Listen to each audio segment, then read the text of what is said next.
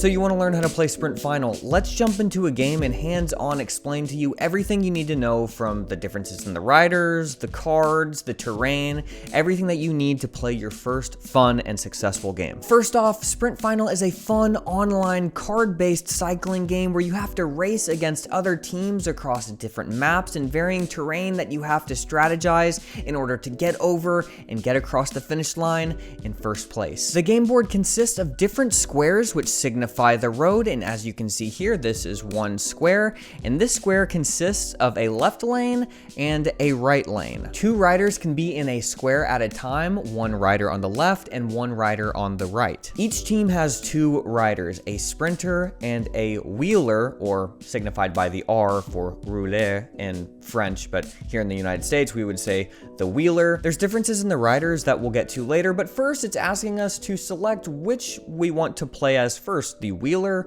or the sprinter. So let's go ahead and pick the wheeler first and we'll validate. Okay, so we're shown four different cards, a 3, a 6, a 5, and a 7. Well, what does that really mean? How many cards do we actually have? But let's just select 7 for now because this is our first time. And then our sprinter gets a 3, a 2, a 3, and a 4. Let's just go ahead and pick a 3. We validate, and then the next step is that you advance your riders. So my wheeler goes 7, my sprinter goes 3, the other player's sprinter goes 5, and then the other wheeler goes 7, and then, whoa, what just happened there? Looked like the characters just went up a square. Well, the reason that happened was because there was an empty space between where one of the riders and another rider was. There was an empty space right here, and this sprinter and this sprinter were behind that empty space. And so when that happens at the end of a turn, you draft up, or as this game calls, you gain aspiration.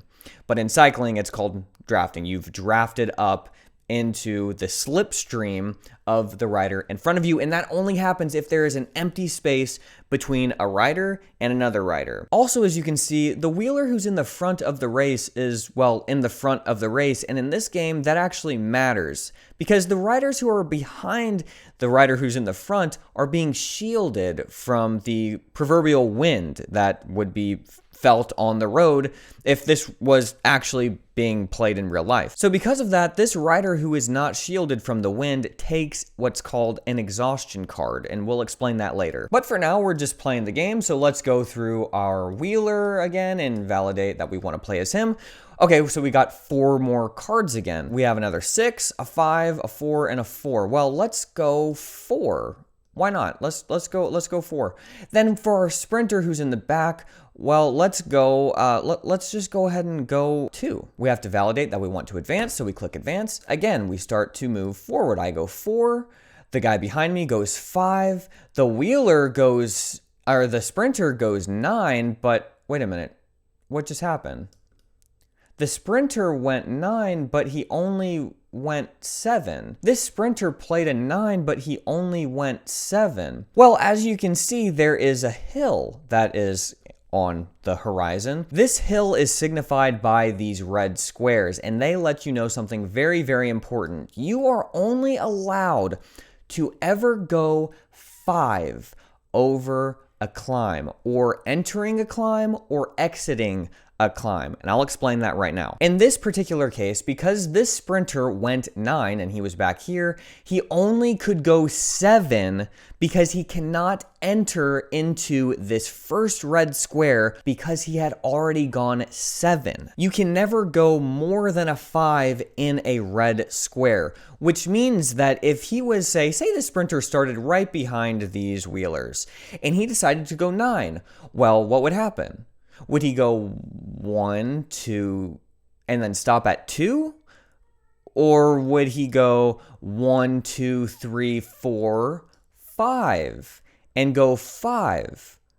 Well, that's what he would do. He would go 5 in that instance. He would go 1, 2, 3, 4, 5, because he played a 9 and he stopped at the 5 mark. But because of what actually happened in this instance, he was back here and then he played 7, and then because he was on his 8th movement, he wasn't able to play that 8th movement into the red square. It acted like a block. The interesting thing though is that let's say he was right where the Wheelers were when he played his 9. He would have gone 1, 2, 3, 4, 5, and then wait, he's not on a red square, so would he have then gone 6, 7, 8, 9? Because he played a 9 and he wasn't in a red square when he landed on his 5, his 5th movement.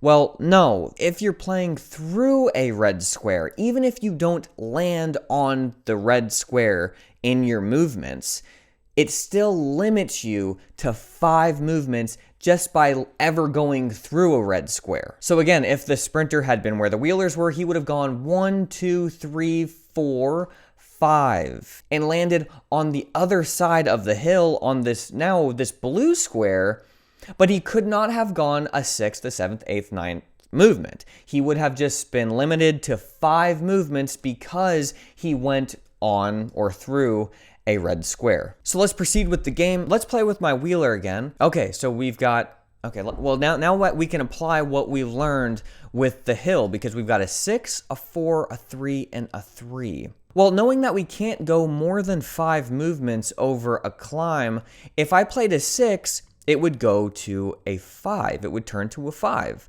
So let's see where I would be if I played my 6. 1, 2, 3, 4, 5. Oh, okay, I would be over the top of the climb and I would be on this blue square, whatever that is at this point, we're not quite sure. But we would at least be over this limiting square, this limiting red hill square. So let's go ahead and do that. That seems like a good idea. Oh, okay, so my sprinter here got a 9 and a 4. He got 3 9s and a 4. Well, let's see what happens if I play a 9. 1, 2, 3, 4, 5, 6, and I couldn't play my 7, 8, 9. I would be limited to a 6 because I can't play that 7th movement. I can't play any movement more than a 5 into or through a red square. So that doesn't seem like a good idea. I mean, that seems like a big movement to waste if I play a 9 and I only go 6. So I'm just going to play a 4. Okay, so let's validate. Let's advance. Okay, I went a 6, he went a 2, and the roller goes a 6, and I go a 4. Well, wait a minute. I thought that we just said that when there's an empty space between 2 riders, this rider and this rider, that they draft up and they gain a movement so that they can be shielded and protected from the wind. Well, yes, but no. When you're on a red square, you do not draft. You do not gain that extra movement, that aspiration. You just remain in the back. There's an empty space. You do not move up when you're going through a red square. Even though these 2 riders are on the blue square, you still do not draft up. Any rider who is on a red square cannot draft or be used for drafting. So let's say that this red sprinter was back 1 red square, still on a red square, and this blue sprinter was up 1 square. So there was only 1 empty space between them. Well, because this sprinter was on a red square, this blue sprinter would not be able to draft up, even though he was not himself on a red square. This red sprinter was on a red square, and he cannot be used for drafting. Okay, so let's proceed with the game. It looks like, I mean, these 2 guys took an exhaustion. Actually, everybody took an exhaustion. Nobody is shielded from the wind on this turn. So let's go with our Wheeler again. Oh, what is this? Why is this card black? There's 1 black 2 card and everything else is normal. Well, that actually is the Exhaustion card. An Exhaustion card is an extra 2 that's added to your deck and reshuffled in with all of your normal bigger cards, like your 7s, your 5s, your 6s, and it basically gives you a less chance of drawing your bigger cards. So I think it's time to really figure out what's going on with our cards for each rider. We draw 4 cards at a time, but how many cards do we have, and what's the difference between the sprinter and the Wheeler? Do they have different cards? Well, yes, they do. A sprinter has a 2, a 3, a 4, a 5, not a 6, not a 7, but a 9. While the wheeler has a 3, a 4, a 5, a 6, and a 7, but no 9. So as you can see, the sprinter has a lower low card, a 2, while the wheeler has just a 3. And the sprinter has a higher high card, a 9, while the wheeler has a 7. But he also has a 6, and the sprinter doesn't have a 6. So the wheeler actually has more high cards to play with, while the sprinter has higher high cards to play with. So he can jump from the pack, he can sprint from the pack faster than any other rider in the peloton. While the wheeler can hold his position and move up slowly if he wants to, and he can even sprint away, but he might not get as far as the sprinter, but he can still make up ground and he can gain positions if that's what he wants to do. But they don't just have one of each card. No, they have 3 of each card. A sprinter has 3 2s, 3 3s, 3 4s, and so on and so forth, while the wheeler has 3 3s and 3 4s and so on and so forth. This is all of the cards that each player has. Each rider has 15 cards per hand. And say, for my first move, for my first turn in this game, I played a 7 for my wheeler, and that card is just gone forever. I will never see it again. I can never play it again. If I played another 7, it would be gone forever. If I played a 6, that would be gone forever. If I played another 6, gone. If I played a 3, it's gone. But the thing is that, remember when we were talking about exhaustion cards? After you play your card, if you land on a square where you're not shielded by another rider, that card doesn't just vanish and go away. No, that card is replaced with an exhaustion card, which might not seem that important, but imagine playing an entire game of Sprint Final, and you have played all of these cards, and it's coming down to the very last of the game, and you want to play your highest card as you possibly can so that you can sprint the furthest past the finish line and win the game in first place. Well, if you had, let's say you didn't take any exhaustion that game. Well, if you had these cards left, a 3, a 5, a 6, and a 7, well, knowing that you draw 4 cards each turn, well, you would guaranteed draw a 3, a 5, a 6, and a 7. You would be able to play your high 7 without a doubt. And that is really, really reassuring at the end of the game. Well, now imagine the scenario where you were at the front of the race almost the entire game, and every time you played a card, you had nobody shielding you from the win. You were always not behind somebody. Well, then your hand would look something more like this. Exhaustion. Exhaustion, these 4s that you played, you had gained an exhaustion. Let's say every single 4 you played, you had gained an exhaustion. And you even gained an exhaustion when you played your 6s. You gained an exhaustion when you played your 5.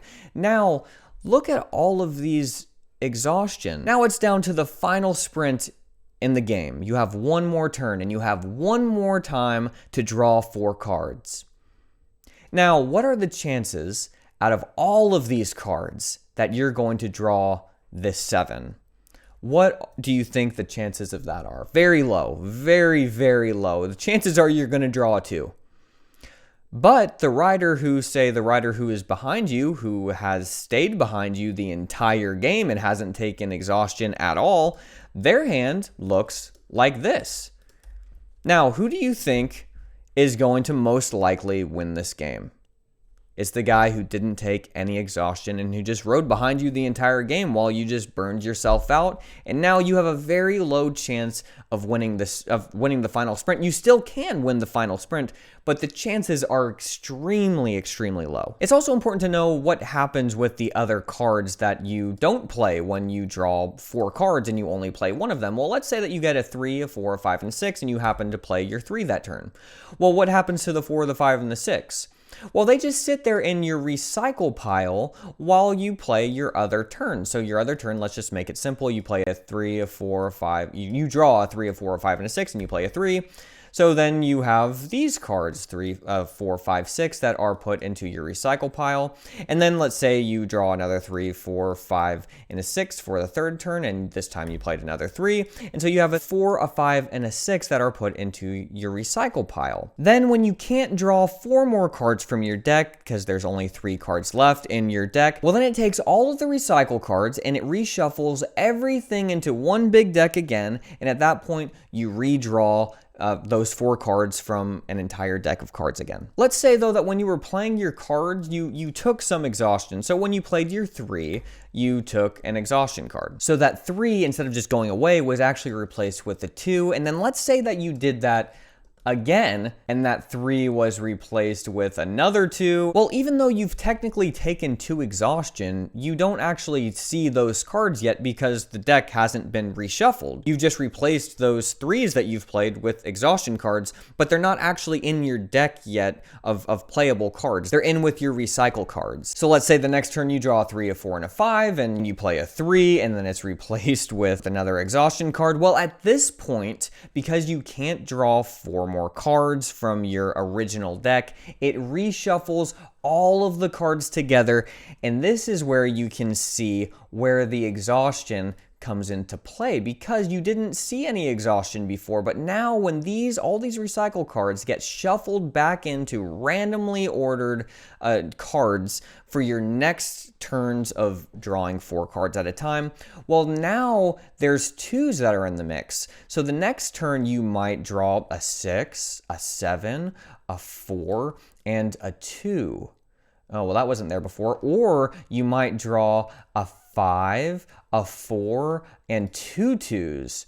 Well, you see, this is muddying your options. It's giving you less opportunity to play your good cards, your higher cards, and it's giving you more opportunities to play lower cards, which are going to put you more in the back of the race. That's kind of the name of the game. It's okay to take some exhaustion because that might actually help you to get into a better position in the race, but if you take too much exhaustion, well, then you're going to find yourself not being able to be in a good position for the race itself. So now coming back to this game, you can see how the exhaustion card is now showing up in my hand as I draw 4 cards.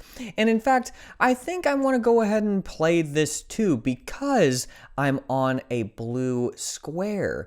And this blue square is exactly, well, I don't want to say the opposite of a red square, but the blue square, when you play a 2 or a 3 or a 4, it automatically changes it to a 5. You can't go any less movements than 5 on a downhill, which is really, really great if you've taken a lot of exhaustion cards, because I can just play this too.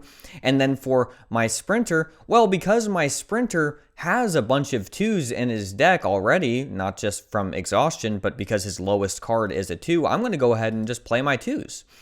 Which is awesome for me. And just so you know, I switched my sprinter to be at the front of the race for learning purposes. So I go 2 and my roller goes 2, but again, they went 5. They go 5 because they're on a downhill blue square, and that means that the minimum movement is a 5. So my 2s turn to 5, which is a huge help. Also on blue squares, you are able to draft or to gain aspiration if there is a space in between 2 riders. So you don't have to worry about that. So let's keep going. This wheeler back here actually gained a draft from me, so that's not so good, but let's go ahead and select my wheeler again. Okay, well, let's just remember that if I chose to play my 7 here, I could only go 5 movements because I'm going through or landing on a red square. So that would send me to 1, 2, 3, 4, 5.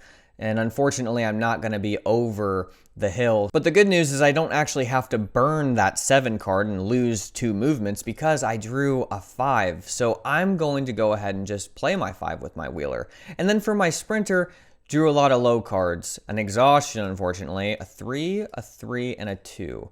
Well, let's go ahead and play a 3.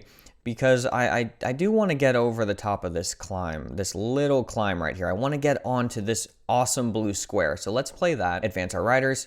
1, 2, 3, 1, 2, 3, 4, 5. And then he plays a 2. Whoa, and the red sprinter plays a 9 and goes all the way up to the beginning of this hill. He does lose a movement because he can't play a 9th movement onto a red square, so he stops on the one before it and goes just 8 movements. My wheeler took an exhaustion, and so did these 2 sprinters. Again, because this wheeler is on a red square and there's a space between them, they cannot draft up to him because, again, he's on a red square. So let's go with my wheeler again. We're going to go, okay, so unfortunately, see, I was a little too close to these blue squares because I really wanted to land on one, but as you can see with the hand that I drew a 5, a 6, a 7, and a 4. I'm not actually going to be able to play a 2, 1, 2 to land onto this blue square. So tell you what I'm going to do. I'm just going to go for it. I'm just going to play a 5. I would play a 7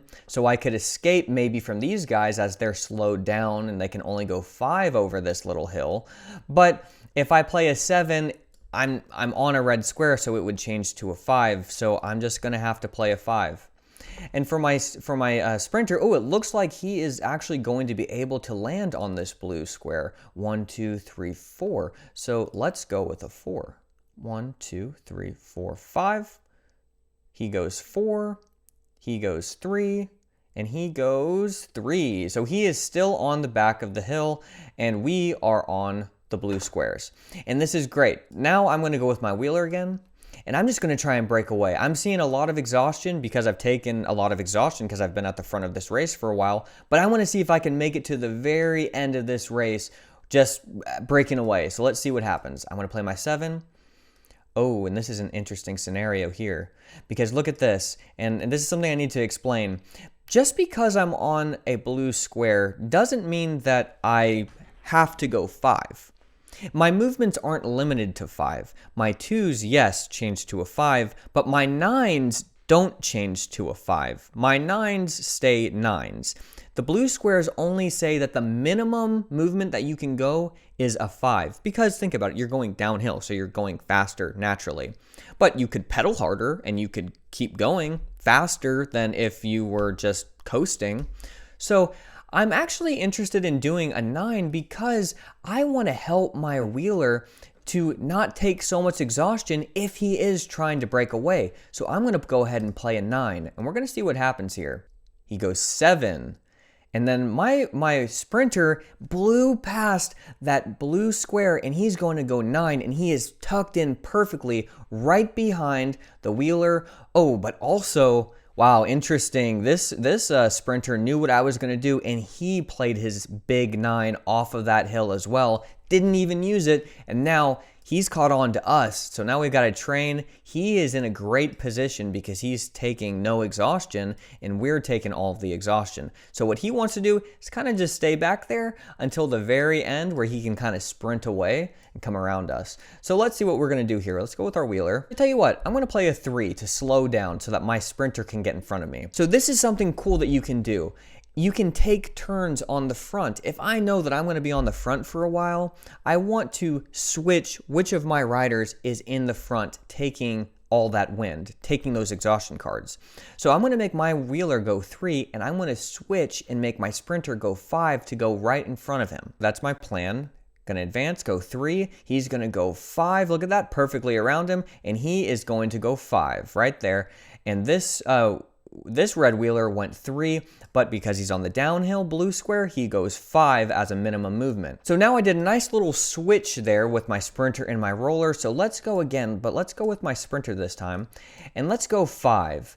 And I want to try and drag up. See, look at this. I'm going to have a nice 5 here. I'm going to keep my sprinter in the front of this race and protect my wheeler because he has taken a lot of exhaustion. I can actually know all of the exhaustion that I've taken and all of the cards that I've used by looking over here in this left corner of this window. This shows you your remaining cards. It shows you your deck versus your discard. So these bold numbers here are the actual cards, like the 2, the 3, the 4, the 5, the 6, the 7, the 9, and the exhaustion, the 2. So all of the cards under the sprinter are all of his potential cards, and all of the cards under the wheeler are all of his potential cards. As you can see for the wheeler, he has a total of 6 exhaustion cards. But this is a little confusing because, well, what's this 1 for? Why is there a slash and a 5? Well, if you remember what I was saying about shuffling earlier, all of these 1s, 1, 1, 1, this means that there's 1 3 left, 1 7 left, and 1 exhaustion, 1 2 left,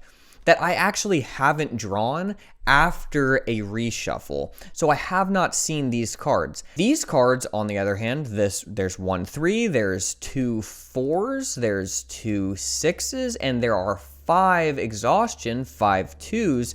Those are cards that I have actually already seen while drawing my hands of 4.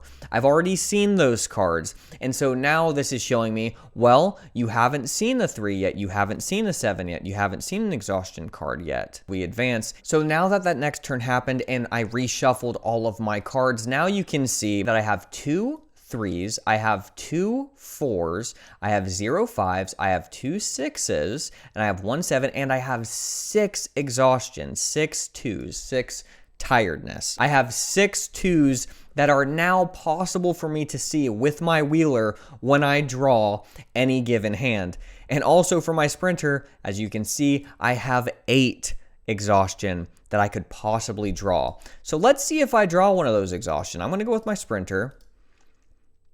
And yeah, you can see with this hand, now I've drawn 2 exhaustion, and I already have 3 2s in my deck, like originally as a sprinter. So this isn't looking so good for me. I'm really slowing down because I've chosen to be in the wind most of this race. So I'm going to go ahead and play a 3. I don't want to play a 2.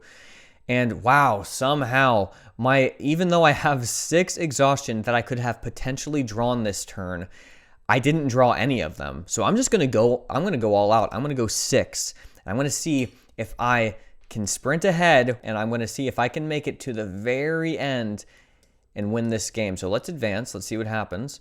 We've got the sprinter going 3. My wheeler is going to go 6, and it is going to draft him up, which is going to be awesome. This wheeler goes 7. As you can see here, I get a nice draft with my rouleur to my sprinter, and now we've got a game because now I am really breaking away. Even though these guys have maybe taken less exhaustion, I've got a lot of squares in between me and them, so it's looking like I might stay away. So let's see what I get with my roller, with my wheeler. And again, amazing. I am having amazing luck. Even though I can draw 6 potential exhaustion, I only drew 1 and I draw a 7. So I'm going to go ahead and I'm going to grab that 7. And then amazingly, my sprinter, with all of that exhaustion, still gets his 9 and only 1 exhaustion. So I'm going to sprint away here. I'm going to go a 9 and a 7, and let's see what happens. Wheeler, let's see how far up he gets up the road. He goes pretty far, and I think my sprinter is going to slot in right in front of my wheeler, which is just absolutely perfect. With this massive gap, it might be too little too late, but you can see here that I've still got this little climb to go, and this is actually this is an interesting little climb here. So I can't go more than 5 with my sprinter. So if I had another 9 with my sprinter, I wouldn't be able to go 1 2 3 4 5 6 7 8 9 and just be able to blow past this in one turn. I'm going to have to slow down. So I'm going to go with my sprinter again. Let's see what he gets. Ooh, all exhaustion and a 3. Well, let's just go 3 and at least make it over this climb. Oh, painful. My wheeler, there's all the exhaustion right there. All of those cards that I played were replaced by 2s and reshuffled in the deck, and now I'm seeing it all. Now I'm paying for it. My wheeler is getting tired. He's done a lot of work. He's really gone hard, and now he is finally paying for it. But again, I think it might be too little too late. These guys are only going 2s, so they're getting pretty tired themselves. Let's see if my sprinter can make it up this climb in first. And also you can see, again, because this is a red square that this wheeler is landed on, he is not eligible for drafting because he's on a red square. Even though this sprinter is not on a red square, he cannot draft up. Oh, so it looks like my sprinter draws a 4 and he is going to make it to the finish line in this turn, and my wheeler has a ton of exhaustion again, but he has a 4. He's not going to make it over the finish line in this turn, but he will next turn definitely because he has 2s. A 2 is going to make it over the finish line for him. The wheeler plays a 6, leaves his sprinter behind, and now I draw a 6. and I am going to sprint ahead with my wheeler. And you can see here that right here, this is actually interesting. When one character crosses the finish line, another rider who hasn't crossed the finish line cannot draft up with that rider who has finished. Because if you think about it, that rider is done. They're not in the race anymore. They're off taking a break. They're getting a massage. They're not really there. This is just a placeholder to show you where they finished. They're not racing anymore, so you cannot draft up with them. So the roller goes 6, and then these guys back here are just, I mean, he goes 7, he doesn't make it over the climb, they're just getting destroyed. The game is going to finish it out for us.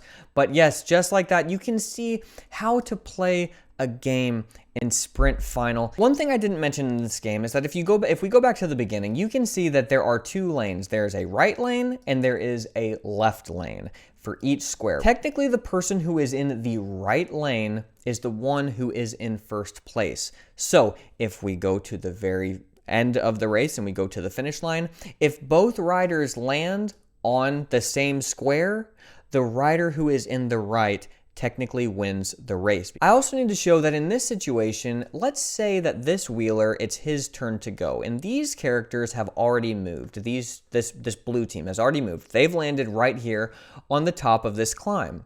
Well, what happens if this red wheeler goes 1-2 and lands on top of them?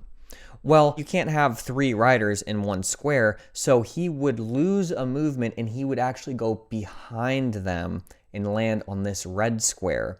And so you can see the strategy here. If you land both of your riders on the top of a climb, you can actually block another rider and block them to still be on the red square and not go over the climb. So they would still be limited to 5 movements their next turn, whereas you could maybe go 9 with your sprinter or 7 with your roller and draft each other up and really make a good breakaway. That's a great strategy in this game, but I have other videos on strategy, so I just wanted to explain how to play the game, just first and foremost, so that you can have a good time. So there you go. I hope that was helpful. I hope that taught you how to play this game so you can go and have a fun time and learn strategy naturally as you play, but also when you want to learn more in-depth strategy, definitely come back to this channel because I have a ton of videos about the strategy of a mountain stage, of flat stages, of all that stuff. I'm producing content now, so I really think that it could help you to become a really great player in Sprint Final, and I really hope that we can actually play together at some point. Hop on SprintFinal.fr